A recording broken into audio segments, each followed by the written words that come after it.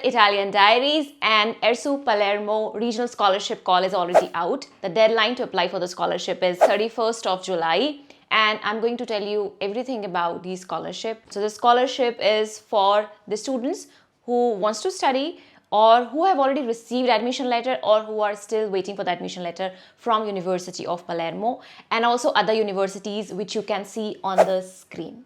So the scholarship for the students who wants to apply for the first time, and as a fresh candidate. You have been following my channel and my playlist of scholarship, then you already know that all the regional scholarship you're going to get almost same benefits like accommodation, food, you pay zero tuition, and this scholarship is based on the financial condition of the family and also of the student. Who can apply for this scholarship? Master's degree student, bachelor's degree student, medicine and surgery, single cycle course student, and also PhD students can apply for this particular scholarship. And the documents part is always very complicated for the regional scholarship, like when to submit, how to submit, what are the formalities, what to do and when. Okay, so let's see each and everything. Now, what are the documents that exactly you need in order to apply for the scholarship? So you need family composition certificate, income documents, you need bank balance certificate. Okay, now for the countries which belongs to like poor countries as per the list, you can check it in the description. So if your country is there, you don't have to prepare these documents separately. You just have to go to the consulate in your country and they will give you like a certificate, okay, a declaration that you don't belong to a higher income family group. Okay, now second category, for the countries where it is difficult to get these documents, for example Pakistan, usually it's difficult to get apostille from MUFA in Pakistan. So usually what they do is when they come here in Italy, they visit to Italian embassy and then they prepare all these documents for them, and after that you have to go to another office that is Prefettura, okay, and there you need to get all these documents legalized, like translate of course, and then legalized, and then your document is ready. Okay, so it depends on your country. Okay, now all these documents need to be first of all verified by like revenue officer or any gazetted officer like government officer or any official in your country who is responsible for these type of documents like revenue related documents, okay, financial related documents. Second step, it has to be apostilled by a higher body, that is the Ministry of External Affairs or Ministry of Foreign Affairs in your country. Okay.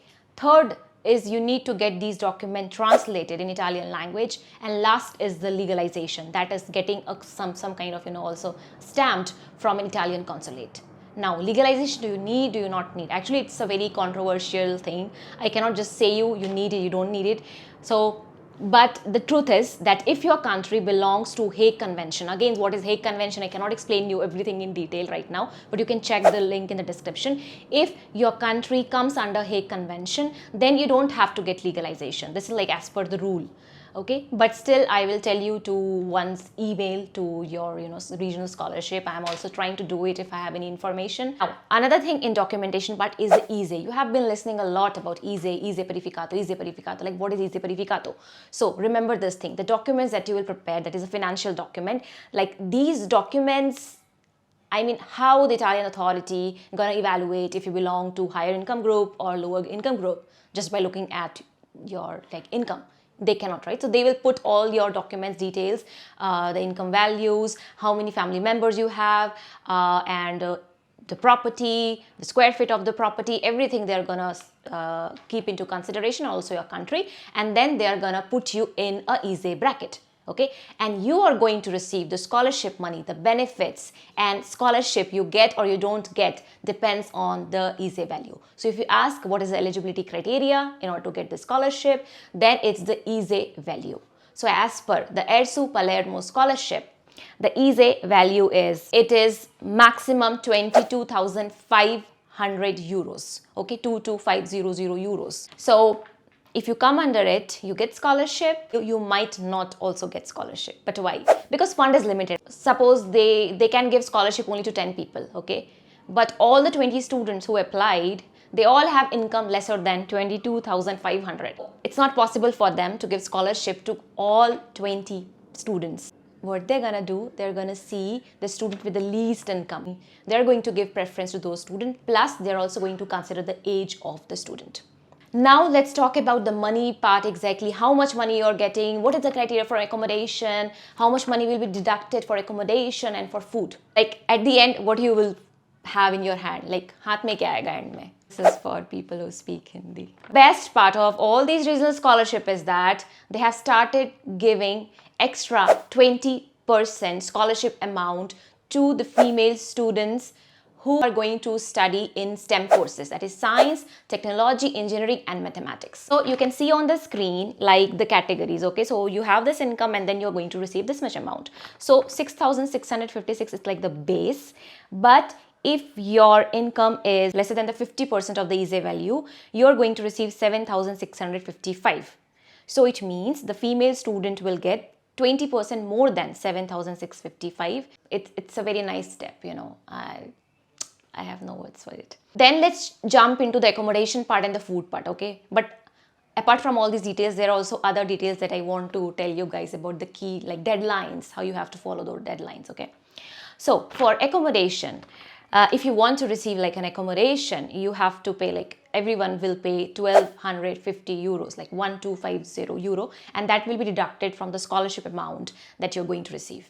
In case you don't want to live in accommodation provided by the university, okay, by the scholarship body, then you're going to get the full amount and you pay by yourself.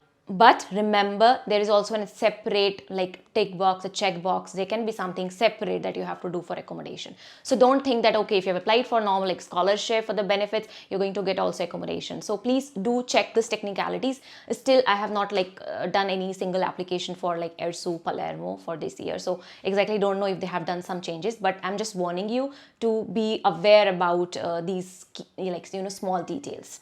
Food is a bit complicated. Why? Because if you are the winner of the scholarship, you remember the example I gave you, 10 students and 20 students, okay?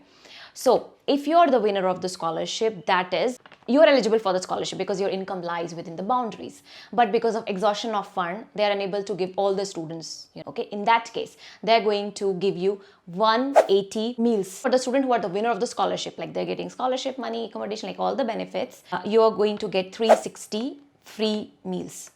Okay, so this is the criteria, and for this you have to pay, like for 360 meal 1,200 euros, like 1,200, and for 180 meal it will be deducted from your scholarship amount 600 euros. So all these things are given at almost at the end of the scholarship call. Let's jump into the payment option and then I'll tell you other key details. So the payment option, payment you're going to receive in 2 installments. The first installment you're going to receive 50% amount that you will receive by 31st December. The second amount you're going to receive only when you will bring 15 credits by 10th of August 2024. So you will come here, you will give the subjects and you just have to pass, not the minimum marks, just pass the exam. You're going to get rest 50% of amount, okay? But if you fail to bring 15 credits by 10th August, you get another chance, but this time you need to bring 20 credits by 30 November. And if you don't bring even 20 credits by 30 November, you have to return everything. But trust me, it's not going to be difficult because they're just telling you to pass the exam. So pick the subjects at the initial stage when you're new in the university, anywhere you are in Italy, the subjects which will be easier for you to study. That is called study plan. That is like some other thing, and I would like to talk about also this part in some of my video because I come to know that many students don't know this and then they lose scholarship. So sometimes, okay. Now the key things that I have to tell you overall, okay, like no single category, just key things. So 31st July is the last day to apply for the scholarship, and 15 September the time that you will get, to do any changes. I mean, they will close the application, then they will open again for a few days. They will put you some category and they will say you are eligible for the scholarship, but you don't have this document. So you have this much time to submit these documents. Okay. They will publish the participants list who participated in scholarship and in housing. So not winners, no ranking, nothing, just the participant. Then by 29 September, they will going to publish the ranking of the housing. Okay. So now housing. Once you will know that you have received, when your name is there in the ranking, okay, within 15 days, you have to accept accommodation. Okay, and you have to do some formalities again on the portal. So please check them. 2nd October is a lease declaration. So if you don't want to live in accommodation provided by the by the scholarship body and you want to live in your own accommodation, in that case you have to submit like a contract, okay, to them. There is a deadline to submit it. It is 2nd October. If you want to take rent contribution, okay, that you're going to pay by yourself, so you have to show them that you're paying to some, you know, you have some private contract, and then only they are going to give you accommodation money. So those students who won't be able to submit their ESE by the deadline, that is 15 September, okay, you will have another deadline, that is 30 November, okay. But if the ranking list is published, your name will be like at the end, okay. Then you have to submit your document on 30 November. After submitting all these documents, plus in order to receive payment, you need to submit your IBAN number, and also you need to get enrollment in universities, you know, all these formalities. So deadlines are very important. Please go through all the deadlines very carefully when you have to submit what, and keep on checking your scholarship website. If you're applying through consultancy, just make sure that consultancy has like full knowledge about it. If you also want, in case you want me to help with your scholarship application, document making easy, I'll help you in each and everything.